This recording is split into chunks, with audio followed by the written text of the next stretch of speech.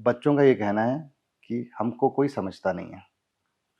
और जब मैं उनके पेरेंट्स से बात करता हूँ अपने काउंसलिंग में, तो उनका ये कहना है हमारी बात कोई सुन नहीं रहा है। गैप क्यों इतना ज़्यादा आ गया है? ऐसा लगता है पेरेंट को क्योंकि मेरी बात सुन नहीं रहा है, तो वो डिसोबीडियंस है। हाँ, अब माँ बाप बोलते हैं 9 बजे वापस आ जाओ, वो बोलती है पार्टी शुरू होगी 9 बजे। लड़की बोलती है बाकी दोस्त तो जा रहे हैं मेरे। हाँ, तो ये लड़ाई हर घर में। बच्चे के एक्सपेक्टेशन एक बार समझते हैं कि मेरे माँ बाप मुझे कम से कम सुने। एक एब्सोल्युटली। हाँ, ये गिवन होना चाहिए। दूसरा है, वो समझते हैं हमारे माँ बाप लॉजिकल होंगे। हाँ, जहाँ पे फेल होते हैं माँ बाप, उसकी पूरी बात सुने। आधे प्रॉब्लम सॉर्ट आउट हो जाते हैं जब हम बात सुन लेते हैं। आप मेनली कॉन्फ्लिक्ट सर पेरेंट्स और बच्चों में दो चीज़ों को लेके मैंने देखा है। एक कि करियर में क्या करना है, और दूसरा लाइफ पार्टनर किसके साथ रहना है। Parents were not emotionally available. ये वर्ड टर्म यूज करता है जेनजी खासतौर पर कि my parents are not emotionally available.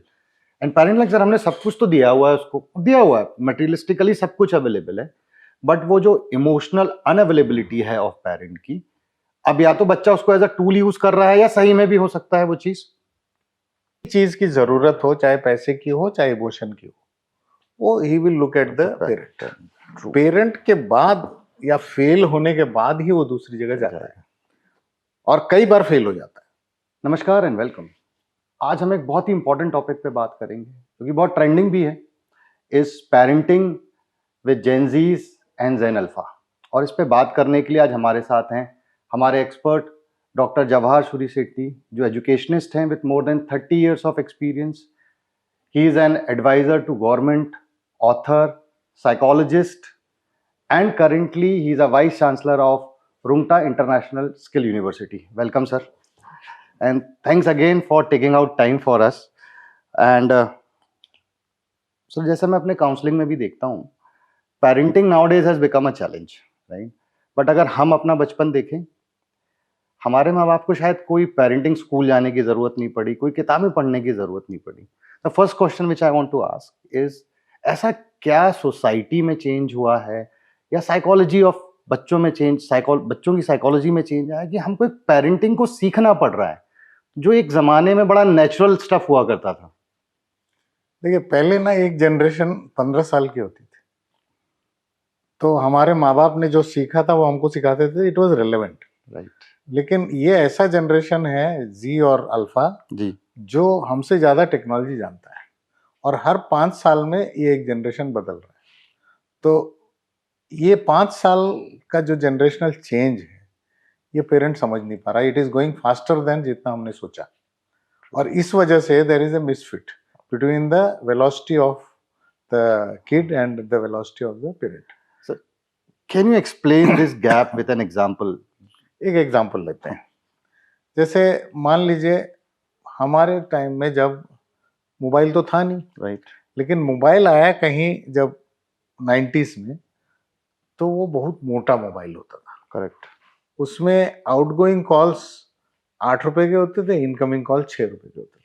तो हम जब मोबाइल यूज करना सीखे और कंडीशनिंग हुई, वो ये था कि ज्यादा कॉल उठाओ भी मत और ज्यादा कॉल करोगे भी मत। और अब इन लोग जो यूज करते हैं, इसमें सब कुछ 299 में आपको जो चाहिए यूज करो। एग्जैक्टली। तो they are in a different mode, हाँ, and we are in a different mode. So I am just giving a small example. ये हुआ है। एंड सर, जब मैं बच्चों से बात करता हूँ तो बच्चों का ये कहना है कि हमको कोई समझता नहीं है। और जब मैं उनके पेरेंट्स से बात करता हूँ अपने काउंसलिंग में, तो उनका कहना है हमारी बात कोई सुन नहीं रहा है। तो मुझे कोई समझ नहीं रहा है, और पेरेंट्स का कहना है मुझे कोई सुन नहीं रहा है। ये गैप क्यों इतना ज़्यादा आ गया है? और ऐसा नहीं है, बच्चे जब बोलते हैं तो वो गलत नहीं बोल रहे हैं, और व्हेन पेरेंट्स आर सेइंग उनके अपने एक्सपीरियंसेस हैं। हम ये गैप इतना ज़्यादा क्यों आ गया, और क्या इम्पैक्ट आ रहा है इसका बच्चों की साइकोलॉजी और उनकी अपब्रिंगिंग पे? तो यानी ऐसा लगता है पेरेंट को क्योंकि मेरी बात सुन नहीं रहा है, तो वो डिसोबीडियंस है। हाँ, ये वो पेरेंट एब्सोल्युटली परसीव करता है ये। और बच्चे को लगता है कि पेरेंट मेरी बात समझ नहीं रहा है, तो वो समझता है पेरेंट ना समझ है। हाँ, ये दोनों की लड़ाई चल रही है इस वक्त। अब इसमें क्या प्रॉब्लम है कि पेरेंट अपने चश्मे से कुछ देखता है। मैं एक एग्जांपल दे रहा हूँ जी। लड़की बोली कि मैं शाम को दोस्तों के साथ पार्टी में जाना चाहती हूँ। अब पहले क्या होता था, कर्फ्यू लगता था 9 बजे। आजकल पार्टियां चलती है 11-12 बजे तक। हाँ, तो उनका ये क्रीचर्स ही नॉकटर्नल है मोबाइल आने के बाद। तो ये मिसफिट हो गया, ये मिसमैच हो गया। अब माँ बाप बोलते हैं 9 बजे वापस आ जाओ, वो बोलती है पार्टी शुरू होगी 9 बजे। हाँ, मैं कैसे आ जाऊँ? हाँ, यानी टच एंड गो है ये सीन। तो अब वो लड़की जब समझाने की कोशिश करती है तो माँ बाप बोलते हैं नहीं नहीं नहीं नहीं, तुमको आ जाना पड़ेगा, अंधेरे में ये चल रहा है वो चल रहा है, इट इज अनसेफ, इस तरह की चीजें। लड़की बोलती बाकी दोस्त तो जा रहे हैं मेरे, हाँ तो मैं क्यों नहीं जाऊं? हाँ, तो ये लड़ाई हर घर में है और यही लड़ाई हर घर में है। तो पेरेंट अपने चश्मे से देखता है तो वो सही है, उसके पास्ट एक्सपीरियंसेस में वो 9 बजे घर आ जाता था। हाँ, तो उसको सिखाया गया ये चीज, वो बता रहा है वही बच्चे को। लेकिन मुझे लगता है इसमें सॉर्टिंग आउट का इश्यू जो है, माँ बाप अगर बैठ जाए बच्चे के साथ कि परिस्थिति बदली है, परिवेश बदला है, हम दोनों को we'll have to find middle ground. Absolutely. हाँ, और उसके लिए मैं अगर ना सुनूं उस बच्चे की बात तो प्रॉब्लम है। मैं उसकी बात भी सुनूं, अपनी भी बात सुनाऊं, और बच्चे आजकल समझते हैं। हाँ, लॉजिकली अगर आप समझाओ तो समझते हैं, तू मत जा बोलने से उसको चिढ़ लगता है। हाँ, तो वो मिडिल ग्राउंड बैठने से ही होता है। और ये कोई हमको यूक्रेन और रशिया की कॉन्फ्लिक्ट की जरूरत नहीं है। माँ बाप और बच्चे घर में बैठ जाएं और चर्चा करते रहें तो दिस प्रॉब्लम सर यही तो नहीं हो पाता है, right? Can you give few tips or rather I should say communication skills to the parent? क्योंकि बच्चे को पता है वो अपनी बात रख रहा है, कैसे ना कैसे मनवाई लेता है।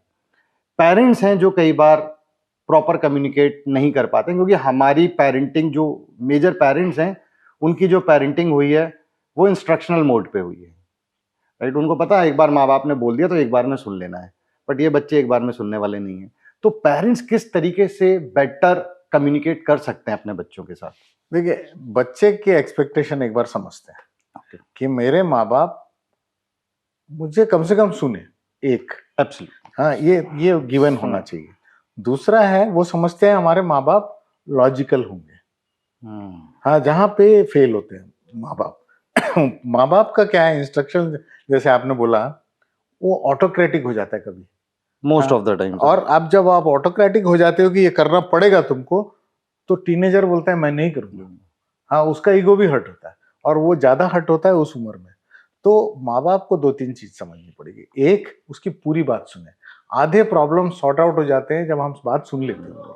आप जब बोलते हो नहीं नहीं नहीं, मुझे पता है तुम ये करोगे, हाँ, ये हम पहले से समझ लेते हैं कि वो क्या बोलेगा। हाँ, मुझे नहीं सुनना है तुम्हारी बात, ये कॉन्वर्सेशन की शुरुआत होती है ये। तो वो एक तो ठीक नहीं है। दूसरा है क्वालिटी टाइम कॉन्सेप्ट। हाँ, हर पेरेंट को इस वक्त समझना पड़ेगा। क्यूटीसी, क्यूटीसी में क्या है, आप घंटा मुझे मत दो, don't give me an hour. Okay, हाँ, पेरेंट बच्चा is not expecting, but whenever you are giving me time, मेरे साथ पूरे कॉन्सेंट्रेशन के साथ बात करो। हाँ, बीच में ये, बीच में वो, बीच में फोन, ये सब मत करो, मेरे से सुनो मेरी बात पूरी ठीक से। तो he is expecting this as the second thing. The third is he wants logic. हाँ, अगर मैं एक एग्जाम्पल लेता हूँ इसमें, मम्मी पापा अगर हमको बोल देते थे हमारी उम्र में कि मंदिर जाना है या मस्जिद जाना है या चर्च जाना है, तो हम उंगली पकड़ के चल देते थे। No questions asked, never asked the question, no questions asked. आज का बच्चा, अगर आप बोलते हो मंदिर चलो, कितना टाइम लगेगा, कब वापस आएंगे? 9 बजे वापस, 1 घंटा लगेगा। 1 घंटे में मुझे क्या मिलेगा? वहां पूजा करने से क्या मिलेगा? लॉजिक नहीं है हमारे पास, क्योंकि हमने अपने माँ बाप से लॉजिक मांगा ही नहीं। We never asked for it, right? तो अब they are at a loss of words to make the kid understand कि भाई मैं क्यों जाऊं मंदिर, क्या मिलेगा मुझे? हाँ, कुछ ऐसा कुछ मिल तो नहीं जाता वहां पे, तुमको फेथ है तुम्हारी है इसलिए जाते हो। अब ये लॉजिक नहीं समझ में आता, बच्चे बोलता है मैं नहीं जाऊंगा। अब जैसे ही वो बोलता है नहीं जाऊंगा, पेरेंट बोलता है मेरी बात नहीं सुन रहा। हाँ, तो वो उसको लॉजिकली कुछ समझाने से वो समझता है, अन्यथा वो नहीं that's the challenge. I can absolutely relate with this. Mainly conflict sir parents और बच्चों में 2 चीज़ों को लेके मैंने देखा है। एक कि करियर में क्या करना है, और दूसरा लाइफ पार्टनर किसके साथ रहना है। तो मैं लाइफ पार्टनर वाले पार्ट में separately will talk about the teenage relationship, because their concept of relationship is very different जो हमारे टीनेज के टाइम पे होना चाहिए था। करियर को लेके, क्योंकि पढ़ाई और करियर एक साथ पेरेंट्स देख रहा है, और शुरुआत कॉन्फ्लिक्ट की सबसे पहले यहीं से होती है। पेरेंट पीछे लगा वो पुराने धर्रे से पढ़ाऊं, और बच्चा बोल रहा है मैं पुराने धर्रे से नहीं पढ़ना चाहता। एग्जाम्पल देता हूँ sir. Basically I find kids are not interested in making notes nowadays. Parent बोलता नहीं कॉपी कंप्लीट होनी चाहिए, टीचर बोल रहा है कॉपी कंप्लीट होनी चाहिए। हमें कॉपी कंप्लीट इसलिए करनी पड़ती थी कि हमारे नोट्स वहीं से आते थे, हमारे पास कोई और रेफरेंस पॉइंट नहीं था, एंड बच्चा नहीं करना चाह रहा है। सो करियर डिसीजन मेकिंग की जब हम बात करें तो पेरेंट्स क्या रोल प्ले कर सकते हैं, कि किड्स कन्वेंशनल में करियर में अब जाना नहीं चाह रहे हैं उतना ज्यादा, तो उस गैप को कैसे फुलफिल किया जाए? सो फिर से इसमें जरूरत पड़ेगी दोनों को बैठने की। हाँ, मैं वेस्टर्न कंट्रीज में देखता हूँ कि they draw an agreement. Okay. क्योंकि वहाँ इमोशन नहीं है माँ बाप के रिलेशन और बच्चे में, तो वो लोग उसको भी फॉर्मलाइज कर देते हैं। हाँ, हमको यहाँ जरूरत नहीं है, हम जुड़े हुए हैं, जितना भी डिफरेंस है जुड़े हुए हैं। तो बैठने के बाद अब एक अच्छा चीज हो गया 2020 से, कि मान लीजिए आप बोलते हो कि तुमको इंजीनियर बनना है, राइट, एज ए पेरेंट। मैं बोलता हूँ कि मुझे बिजनेस में जाना है। तो अब मैं दो अलग अलग चीजें होंगी, या मुझे बीबीए एमबीए करना है या बीटेक करना है। तो मैं क्या कह रहा हूँ, इस वक्त 2020 में जो एनईपी आया तो उसने कहा कि आप 2 डिग्री एक साथ कर सकते हो, okay, parallelly, online online, offline offline, offline online, कैसे भी मोड में एक ही यूनिवर्सिटी अलग अलग यूनिवर्सिटी कर सकते हो। पहले ही अलाउड नहीं था। तो मान लीजिए आपका इंटेंशन है मम्मी पापा की बात सुनना और इंजीनियरिंग करना, तो मैं साइमल्टेनियसली बीबीए कर सकता हूँ। कितना प्रेशर होगा ये अलग चीज है, लेकिन पॉसिबिलिटी है। दूसरा है, इसमें एक और चीज अच्छा है कि मान लीजिए मुझे केमिस्ट्री नहीं पढ़ना है, इंजीनियरिंग में केमिस्ट्री पढ़ा रहे हैं फर्स्ट ईयर में, उसकी जरूरत नहीं है। कंप्यूटर साइंस इंजीनियरिंग में केमिस्ट्री की जरूरत नहीं है। तो हमको भी सोचना पड़ेगा पॉलिसी मेकर्स को कि क्यों पढ़ा रहे हैं। हाँ, आज हमको ये समझने की जरूरत है कि जो चीज नहीं जरूरत है मत पढ़ाओ, तुम क्यों पढ़ा रहे हो पुरानी चीजें। तो now he can design his own degree. बच्चा मेन्यू कार्ड से उठाएगा कि ये सब्जेक्ट पढ़ूंगा, ये सब्जेक्ट पढ़ूंगा, ये सब्जेक्ट पढ़ूंगा, अपनी डिग्री बन गई। तो उसके इंटरेस्ट के हिसाब से वो कर सकता है। अगर माँ बाप राजी हैं तो इंजीनियरिंग एक सब्जेक्ट हो सकता है, बिजनेस एक सब्जेक्ट उसी में डिग्री में हो सकता है। तो दूसरी चीज ये। तीसरा एक ऑप्शन मुझे जो दिख रहा है कि इन कॉन्फ्लिक्ट को कम करने के लिए, कि आगे चल के आपको माइक्रो क्रेडेंशियलिंग होगा। माइक्रो क्रेडेंशियल्स में बच्चे लोग इम्पेशेंट हो गए। जो आपने कहा 9th 10th में ड्रॉप आउट जो है, उसका कारण यही है। ओके, कि मैं जो बीबीए करूंगा या बीए करूंगा या बीकॉम करूंगा या इंजीनियरिंग करूंगा, उससे कुछ नहीं हो रहा है। Nothing is happening to be in life. तो वो क्या कर रहा है, छोटे छोटे 3-3 4-4 महीने के कोर्सेस कर रहा है, क्रेडेंशियल्स ले रहा है, उसको जाके अपने एकेडमिक बैंक ऑफ क्रेडिट्स में डिपॉजिट कर रहा है, एबीसी में। ये सब मिलके एक डिग्री बन रही है, जो मैं अपने हिसाब से, ये क्रेडेंशियल सब मिलके एक डिग्री बन रही है। But is it relevant in the corporate world? या the corporate world is not looking at your MBA और B Tech, okay, they are looking at your skill. आप कितने अच्छे इंजीनियर हो ये देख रहे हैं, आपकी डिग्री में क्या लिखा है वो नहीं देख रहे। तो मैं एक एग्जांपल देता हूँ। एसएल वर्ल्ड आपने नाम सुना? हाँ। एसएल वर्ल्ड का जो चीफ मेंटेनेंस इंजीनियर था, वो इंजीनियर था ही नहीं। वो ह्यूमैनिटीज का आदमी था। लेकिन इतना अच्छा करता था कि वो अच्छा। दूसरा, जो गूगल का इंडिया हेड है, okay, he is not a computer science engineer, he is a humanities graduate. हाँ, तो हम जो परसेप्शन हमारा है कि ये होने से ही नौकरी मिलेगी, अब वो खत्म हो गया। हाँ, तो पेरेंट का सबसे बड़ा डर वही है सर। हाँ, और उनको समझना पड़ेगा कि times have changed. Sir beautifully explained. Parent का सबसे बड़ा डर यही होता है जब हम काउंसलिंग कर रहे होते हैं उनके साथ, कि सर हम इसलिए इंजीनियरिंग और ट्रेडिशनल की तरफ पुश कर रहे हैं कि एटलीस्ट फाइनेंशियली सेफ हो जाए। बट नाउडेज कंपनीज, जैसा आपने बोला कि कितना अच्छा इंजीनियर है या आप अपने काम में कितने अच्छे हैं, उसके बेसिस पे आपको हायरिंग हो रही, बेसिकली स्किल्स पे। So I think this will help parent कि वो डर हटेगा। आई थिंक जितना ज्यादा डर हटेगा उतना बेटर कम्युनिकेशन हो पाएगा। Let's move to the next second conflict जो होता है पेरेंट्स और बच्चों में, वो है सर रिलेशनशिप। हमारे ज़माने, मैं अपने ज़माने की अगर बात करूं तो ऐसा नहीं था कि लव मैरिजेस तब नहीं होते थे, रिलेशनशिप तब नहीं होते, बट रिलेशनशिप बहुत डिफाइंड था कि यार लड़का या लड़की या तो भाई बहन है या लवर्स हैं। बीच वाली, आई थिंक एक मूवी बीच में आई थी, I don't remember, Shahrukh Khan की मूवी थी जहां पहली बार बात करें कि लड़का और लड़की दोस्त भी हो सकते हैं टाइप्स। बट नाउ डेज अगर हम देखें 8th 9th इवन अर्ली 11-12 साल के बच्चों में, बॉयज एंड गर्ल्स में रिलेशनशिप को लेके बात हो रही है, राइट? अब but their definition of relationship is very very different. But parent को जैसे ही पता चलता है कि अब मेरी लड़की किसी लड़के से बात कर रही है या लड़का किसी लड़की से बात कर रहा है, वो घबरा जाते हैं। और ये आज अगर मैं एक जनरल डेटा बात करूं तो काफी, आई थिंक 50-60% बच्चों के बीच में मिल जाएगा। मेरे पास कोई रेफरेंस पॉइंट नहीं, बट ये मेरा कन्वर्सेशन है, हम काउंसलर जब बात करते हैं तो ये चीज और बहुत कैजुअल है, नॉर्मलाइज किया हुआ उन्होंने, casual is a wrong word, but parent के लिए वो उतना नॉर्मल नहीं है। इस कॉन्फ्लिक्ट को पेरेंट कैसे हैंडल करे? देखिए, पेरेंट को एक्सेप्ट करना चाहिए कि जनरेशनल चेंज है सोसाइटी में। हाँ, कुछ चीजें जो इवन लव मैरिजेस की संख्या बढ़ी है, हाँ, डिवोर्सेस की भी संख्या बढ़ गई, हाँ, तो there is a change society में, रिलेशनशिप्स हैव चेंज्ड।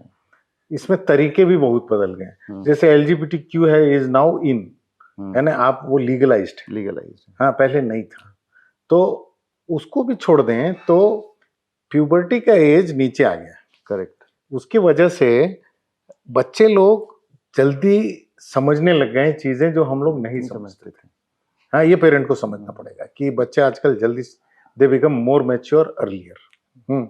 अब चूंकि हम ये कह रहे थे कि हमारा जो रिलेशन अपने पेरेंट्स के साथ था वो अथॉरिटेटिव था, तो अब ये बच्चे जो हैं ये at an early age they start deciding themselves, क्योंकि उनके पास इंफॉर्मेशन है, हाँ, कई चीजें और एक्सेसिबल भी है, तो वो कई चीजें कर लेते हैं। दूसरी चीज कि टेक्नोलॉजी में आगे होने की वजह से they find ways to communicate जिससे हमको ना पता चले। अगर पेरेंट को नहीं पता चलना है तो नहीं पता चलना। तो इन दोनों तीनों चीजों की वजह से पेरेंट पीछे रह जाता है। इसमें बेटर वे ये होता है कि let the children go through their age appropriate actions, लेकिन हम साथ में रहें। हाँ, जैसे मैं अगर फेसबुक में हूं तो मेरा बच्चा नहीं चाहेगा कि मैं उसका फ्रेंड हूं, हाँ, इसलिए स्नैपचैट में है ना बच्चा आजकल। हाँ, आजकल तो कोई जिसमें भी मैं अगर हूं और मैं उसको ऑस्टक्राइज नहीं कर रहा हूं कि भाई तू आज ये क्यों कर रहा था, आज ये क्यों पोस्ट किया तू, ये नहीं कर रहा हूं, साइलेंट स्पेक्टेटर बन के रहा हूं, तो बच्चे को प्रॉब्लम नहीं है आपके साथ।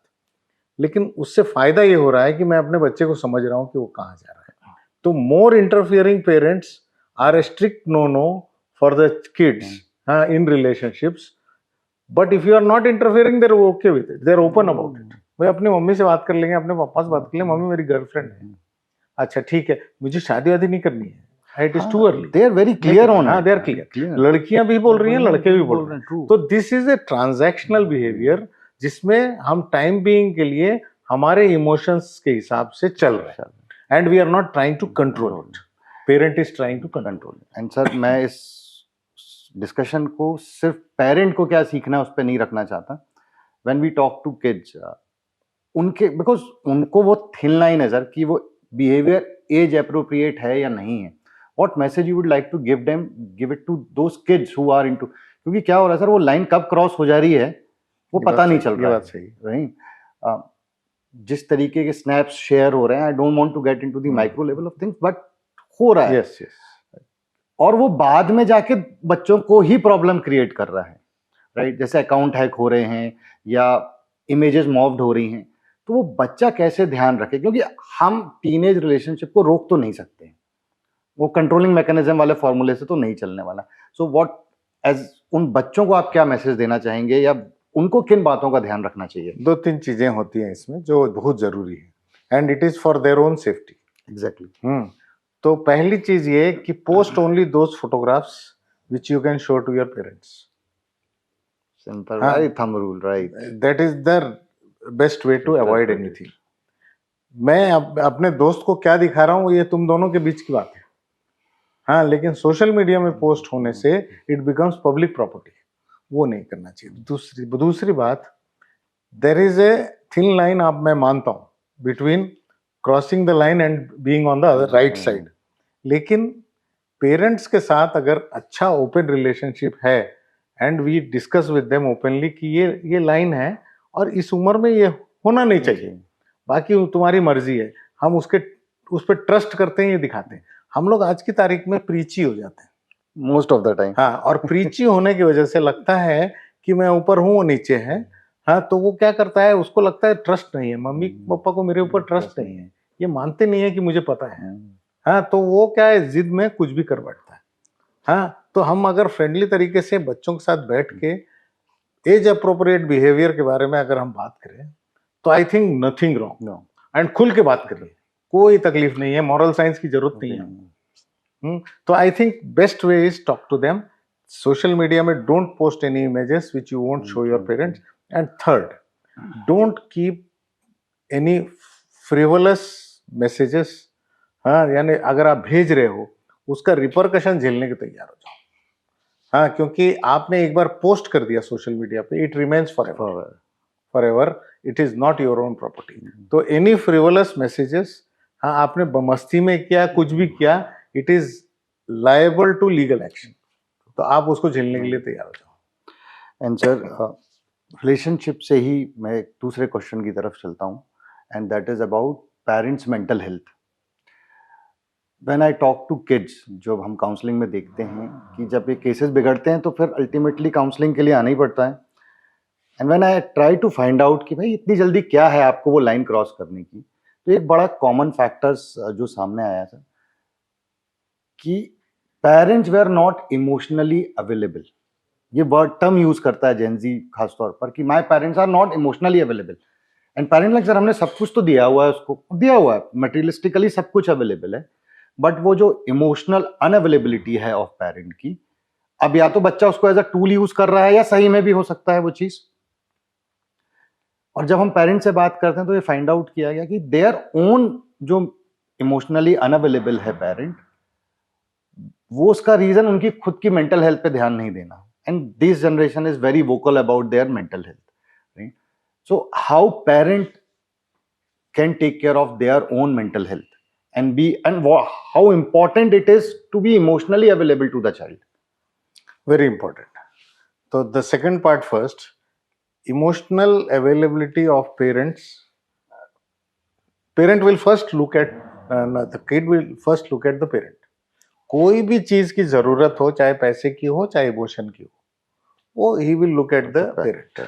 पेरेंट के बाद या फेल होने के बाद ही वो दूसरी जगह जाता है, और कई बार फेल हो जाता है, और उसका कारण कुछ भी हो सकता है, पेरेंट के पास टाइम नहीं है, पेरेंट के पास खुद का मेंटल हेल्थ इश्यूज हैं, हाँ, या पेरेंट का connection with his kid is not very good, कुछ भी हो सकता है। तो ये तीनों चीजें जो मैंने बोली हैं, ये तीनों चीजें क्वालिटी टाइम कॉन्सेप्ट में आती हैं, हाँ, कि पेरेंट को किसी ना किसी तरीके से, देखो, मेंटल हेल्थ इश्यूज का एक कारण बच्चे भी होते हैं, हाँ, मेरे ऊपर स्ट्रेस है, वो बच्चे की वजह से भी हो सकता है, हाँ, उसके एग्जाम की वजह से मुझे हो सकता है, तो उसकी वजह से तो हो ही सकता है मुझे, तो एक तो ये हो सकता है, या रिलेशनशिप्स बिटवीन पेरेंट्स भी हो सकता है उस मेंटल हेल्थ। तो depending on the problem due to which mental health issues are there for the parents, वो प्राइमरी तौर पे सॉर्ट आउट करना जरूरी है बाय टॉकिंग टू समवन।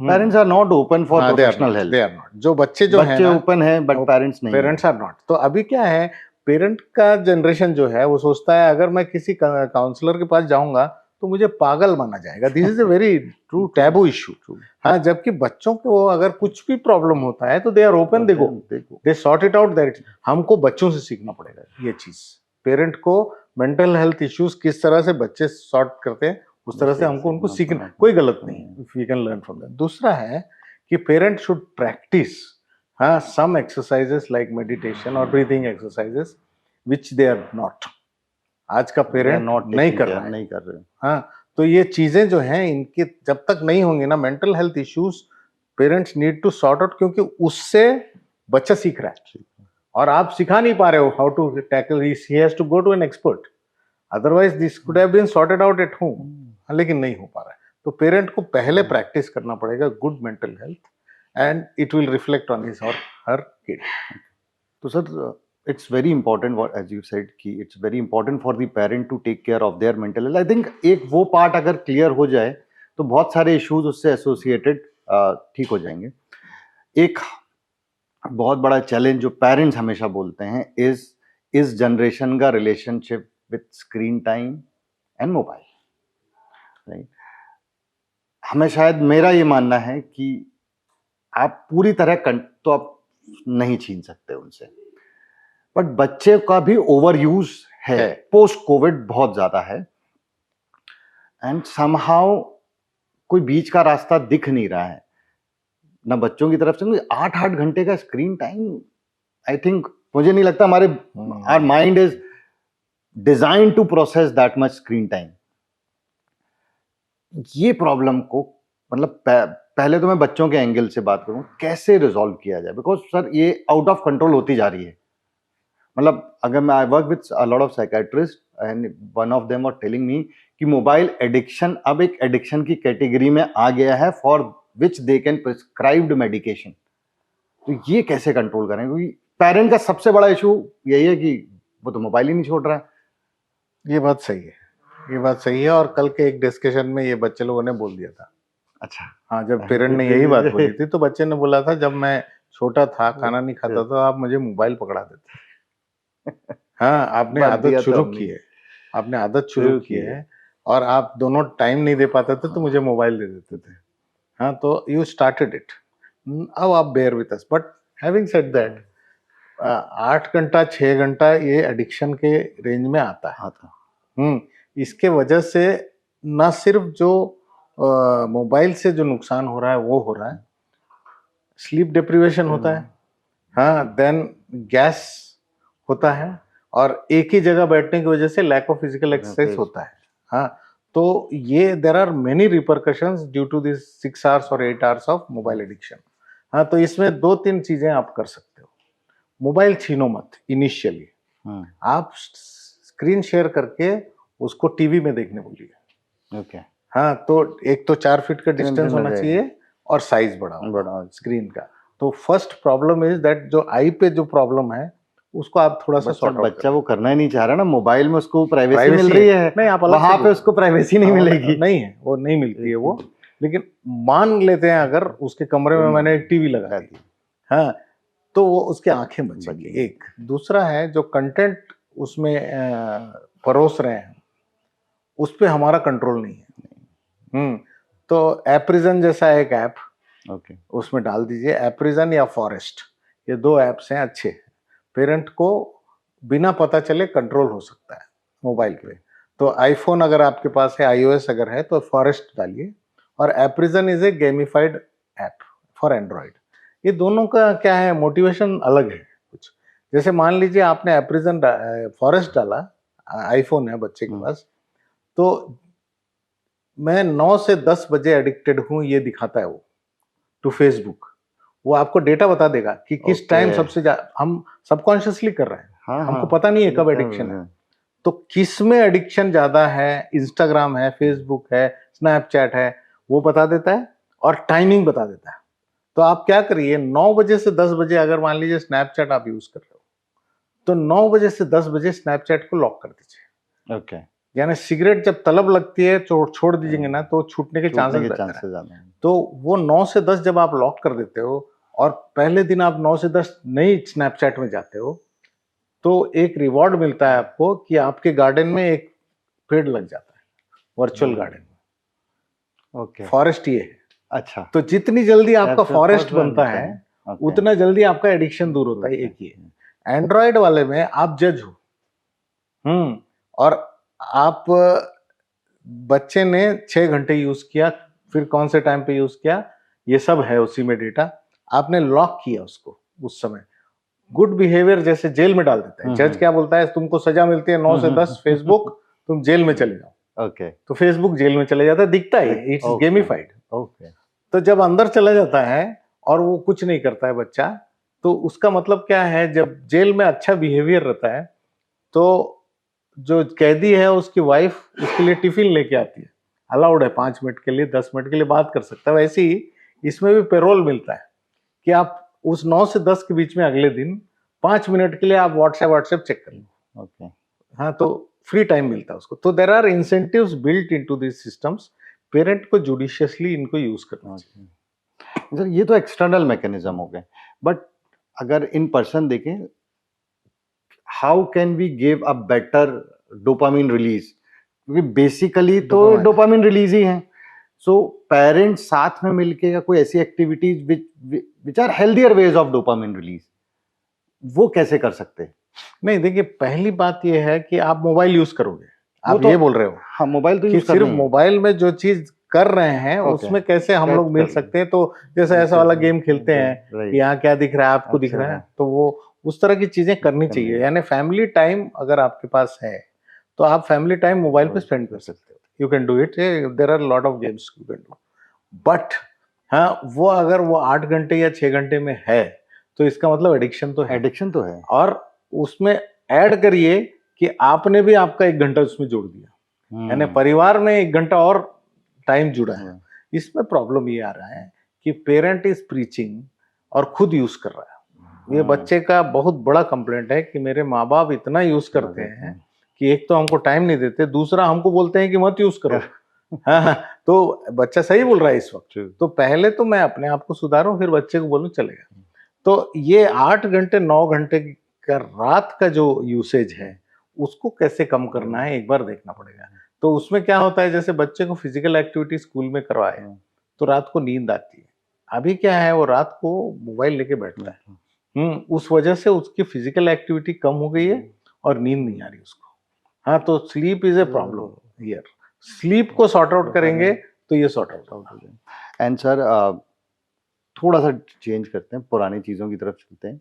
बच्चों की एक और कंप्लेंट है कि हम अपने पेरेंट्स के लिए कितना भी कर लें ये कम ही पड़ता है। मतलब अगर मेरे 85% भी आ जा रहे हैं या 90 भी आ जा रहे हैं, एक वो चीज़ है कि दे आर नेवर सेटिस्फाइड। दूसरा इस कंपैरिजन है, राइट? ये दो चीज़ें कैसे उस एक समय के बाद फिर बच्चा बोलता है ठीक है अब नहीं हो रहा ना, रहने दो, राइट? इसको किस तरीके से कंपैरिजन बिटवीन सिबलिंग्स और बिटवीन फ्रेंड्स, कुछ भी पड़ोसी के कंपैरिजन ओवर कहीं से भी हो रहा है, अपने आसपास के लोगों के साथ होता है। पेरेंट को क्या है, उसको लगता है कि मैं नारायण मूर्ति बनना चाहता हूं। ऐसा पेरेंट को अगर मोटिवेट किए कि तुम काम ऐसा करो कि नारायण मूर्ति बन जाओ, वो उसी प्रिंसिपल को अप्लाई करता है अपने बच्चे पे। हाँ, कि वो बच्चा देख, ये बच्चा देख, ये बच्चा देख, विच इज नॉट गुड। हाँ, that comparison is not good. मैं पेरेंट्स से एक चीज कहना चाहता हूँ, दिस नंबर्स डोंट मैटर। जब से competitive exam for every entrance into A course और इनटू ए जॉब जब से हुआ है, दिस नंबर्स डोंट मैटर। इसका मतलब ये नहीं बोल रहा हूं मैं कि 90 मत लाओ, मैं ये बोल रहा हूँ जितना बेस्ट हो सके लाओ। हाँ, अल्टीमेटली वो एक नंबर है। 60% वाला बच्चा जेईई पास कर लेता है, 90 वाला नहीं करता है। ये कितने एग्जाम्पल्स हैं आपके पास। हाँ, तो मैं बोल रहा हूँ कि आप unnecessary you are wasting your time and energy on the kid for something which is not fruitful. कोई मतलब का नहीं है। ये पेरेंट जिस दिन समझ जाएगा, career and numbers don't go hand in hand, they don't. And आप क्या करते हो, करियर तो बाद में, नंबरों के पीछे बच्चे बचपन से लग जाते हो। हाँ, एक चीज ये चीज। दूसरी चीज कि आप बच्चे के पिछड़ने में कुछ हद तक जिम्मेदार हो जाओगे। कैसे कि आप बोलते हो कि पूरे दिन लैपटॉप में बैठा रहता है, बच्चा होमवर्क कर रहा है। हाँ, अब 9th 10th 11th 12th में कुछ प्रोजेक्ट्स होते हैं जो करना पड़ता है। माँ बाप बोलता है तू बहाने बना रहा। अब इसमें क्या हो गया कि आप जैसे ही यूज करने मना कर देते हैं डिजिटल डिवाइसेस, जेई डिजिटल डिवाइस पे हो रहा है। हाँ, आप एग्जाम्स जब सारे डिजिटल हो रहे हैं, आप अभी भी बोलते हो तेरी हैंडराइटिंग अच्छी होनी चाहिए, तो क्या फालतू की बात है।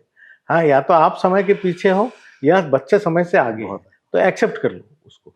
तो आपको ना थोड़ा सा टाइम रिलेटेड बिहेवियर करना पड़ेगा पेरेंट को, otherwise it is not going to work.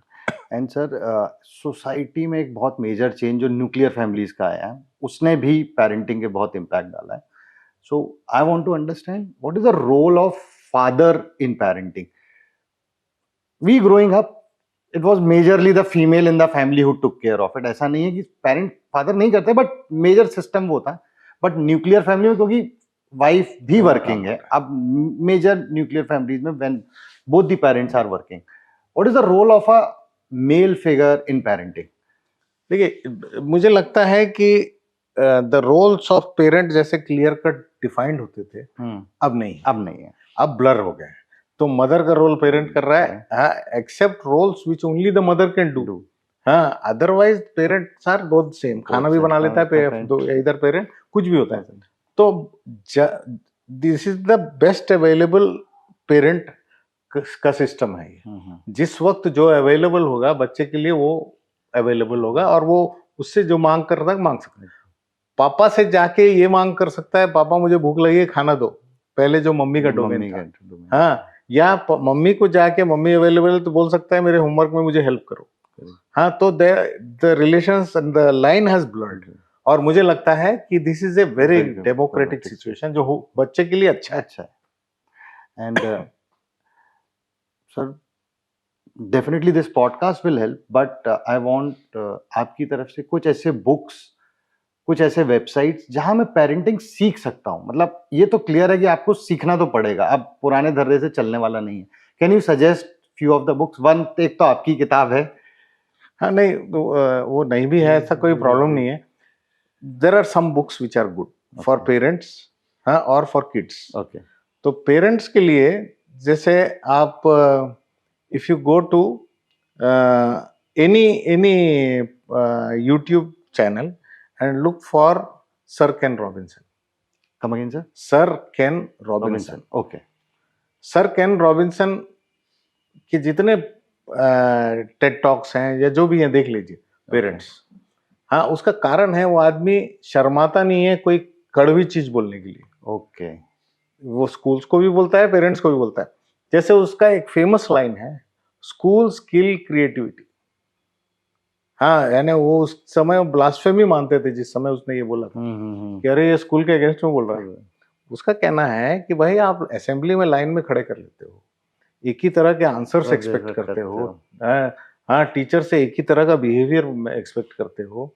हाँ, बच्चे की सोच को तुम असेंबली लाइन में डाल देते हो, तो वो तो क्रिएटिविटी मार ही रहे. तो Ken Robinson is something I would very strongly say कि आप इसको सुनिए. इनकी किताबें भी हैं सर केन रॉबिन्सन की, और ये भी है. दूसरा, I would ask the kids to get into anime के जो कार्टून्स आते हैं, वो जापानीज हैं हालांकि, लेकिन Japanese are known to be very disciplined. हाँ, तो जापानीज एनिमे अगर पढ़ेंगे तो बहुत सारे ऐसे लाइफ स्किल्स है बच्चों के लिए जो सीखने को मिलते हैं उसमें. एंड एनिमे बच्चों के लिए बहुत अट्रैक्टिव है अच्छी तरीके. तो एनिमे अगर वो पढ़ें तो it is a good way to do it. Even parents can read, but बच्चे के लिए ज्यादा attractive. Sir, thank you so much for your time.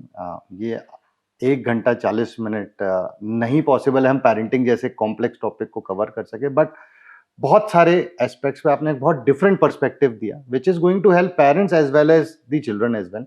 And sir, your closing words to the parents and to the kids. So nature has made us like this, that we are all equal partners in the life. तो parents के पास 8 घंटे हैं बच्चे के, 8 घंटे बच्चे के नींद के हैं, और 8 घंटे स्कूल में हैं या कॉलेज में. तो वी आर इक्वल पार्टनर्स. हम एक दूसरे को इक्वल पार्टनर्स की तरह ट्रीट करें, वो बहुत जरूरी है. ये है तो इक्वल. हाँ, तो मैं 8 घंटे सोऊं, ये बच्चे की जिम्मेदारी है. हाँ, माँ बाप की जिम्मेदारी कि वो 8 घंटे में वो बच्चे के साथ इमोशनली प्रेजेंट रहे. और स्कूल की जिम्मेदारी है कि वो बच्चे को टेक करे by giving him enough learning and motivating him in his skills. हाँ, and don't equate anybody else. तो ये तीनों की जिम्मेदारी है. और ये briefly but very to the point, sir. Thank you so much for your time. Thank you.